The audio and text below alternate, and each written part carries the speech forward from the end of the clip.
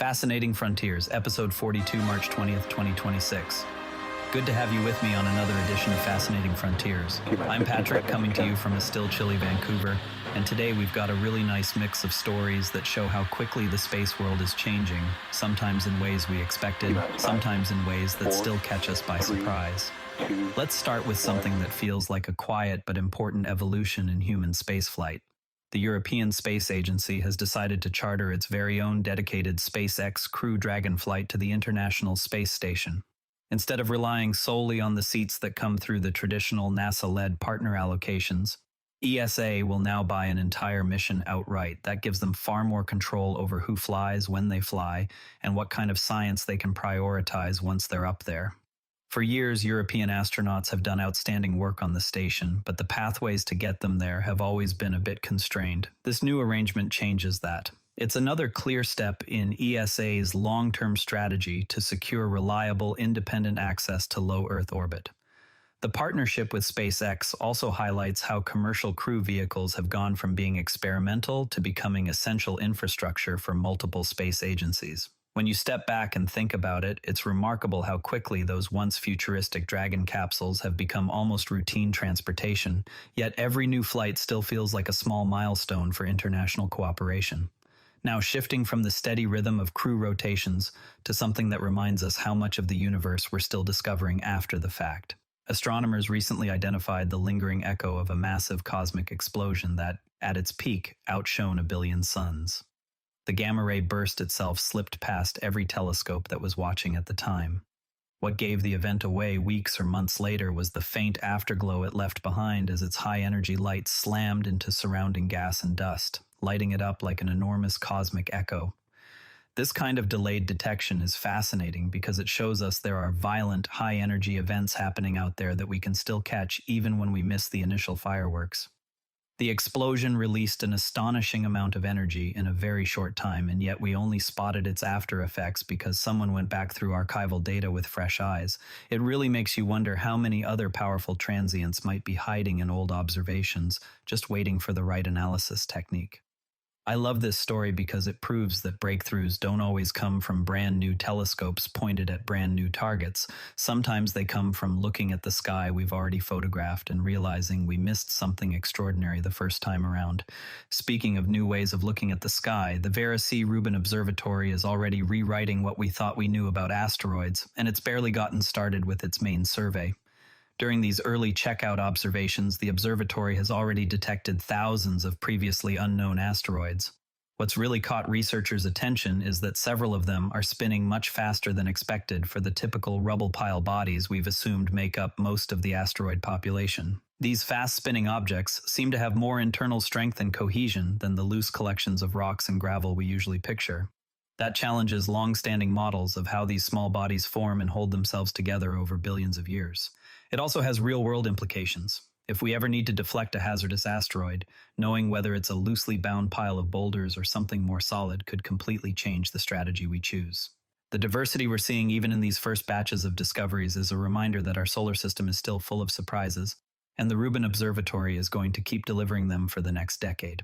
While we're talking about new eyes on the sky, Europe is about to gain a major new scientific vantage point of its own.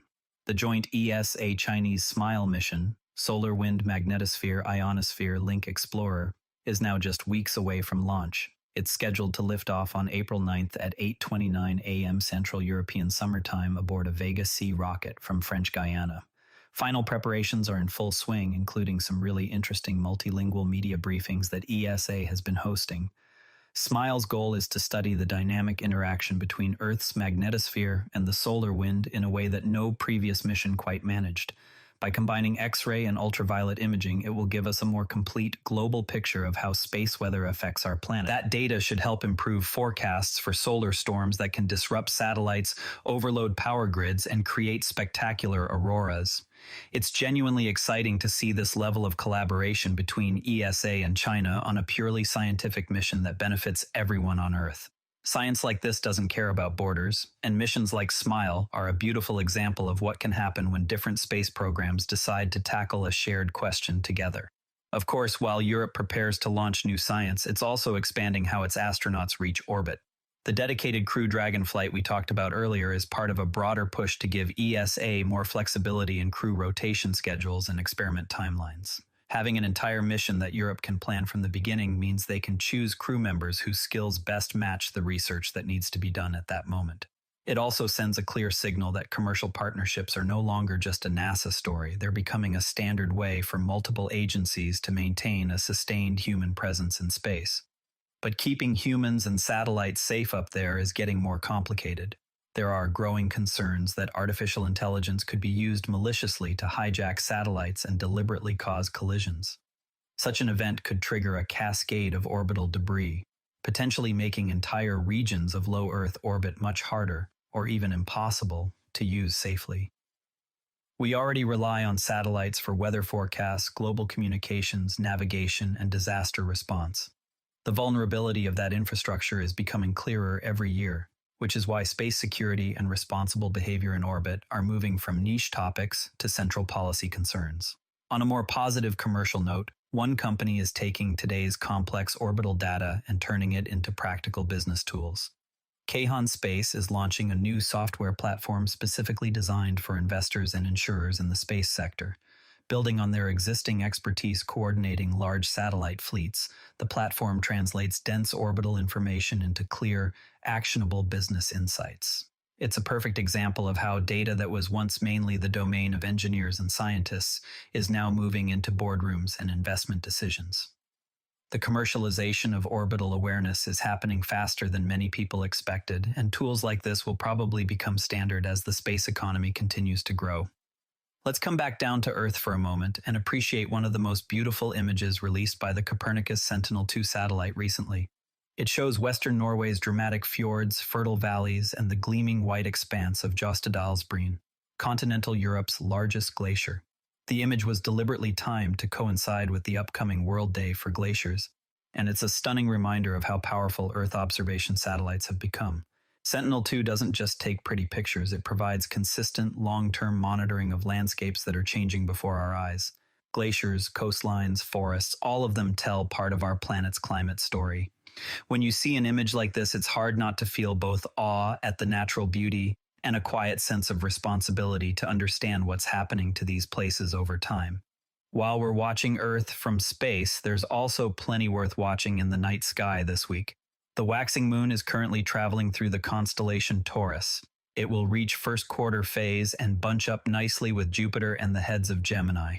On the vernal equinox itself, the moon will pass about 5 degrees north of Venus, making a lovely pairing that should be easy to spot about 40 minutes after sunset. Mercury is also reaching a stationary point in its motion, which adds another subtle but interesting detail to the evening sky.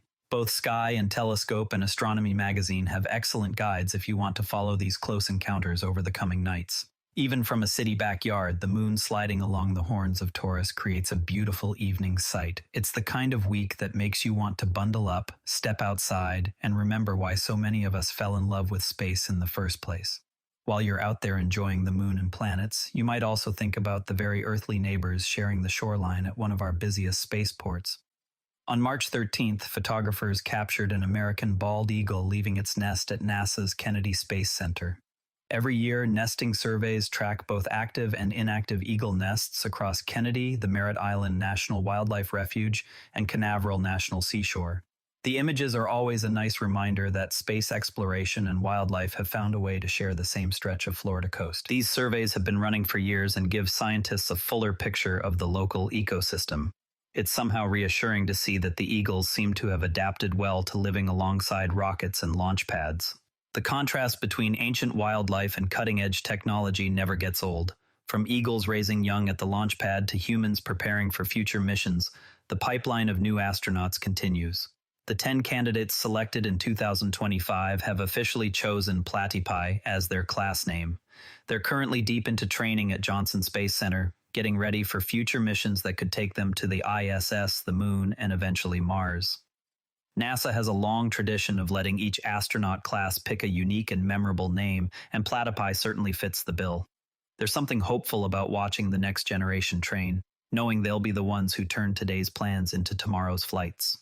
While those new astronauts are learning their craft, Europe's space leaders have been making big decisions at the policy level. The 345th ESA Council meeting took place on March 18th and 19th in Interlaken, Switzerland. ESA Director General Josef Aschbacher and Council Chair Renato Kirpaun recently presented the outcomes.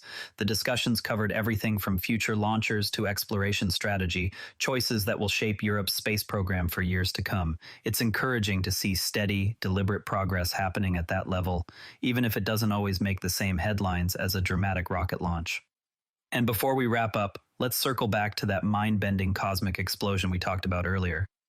When you really think about it, the idea that we can miss an event as powerful as a billion suns and still find it later through its echo is pretty remarkable. It reminds me that the universe is both incredibly violent and surprisingly willing to leave clues behind. Whether it's a collapsing massive star or merging neutron stars, these cataclysms release energy across the electromagnetic spectrum in seconds. That energy races outward at the speed of light, eventually slamming into surrounding material and creating the lower energy light we can still detect years later. The fact that we can tease out details about the explosion's environment from those echoes, information the initial flash itself didn't reveal, says a lot about how clever our analysis techniques have become. Before we go, keep an eye on how the SMILE mission launch unfolds over the next few weeks. It's one of those missions that could quietly change how we understand the space environment right around our own planet. That covers today's tour of what's happening in space and science. If any of these stories caught your imagination, share the episode with a fellow space enthusiast. I'm Patrick in Vancouver. Thanks for spending some time with me today. I'll talk to you again tomorrow. Clear skies. This podcast is curated by Patrick, but generated using AI voice synthesis of my voice using ElevenLabs. The primary reason to do this is I unfortunately don't have the time to be consistent with generating all the content and wanted to focus on creating consistent and regular episodes for all the themes that I enjoy, and I hope others do as well.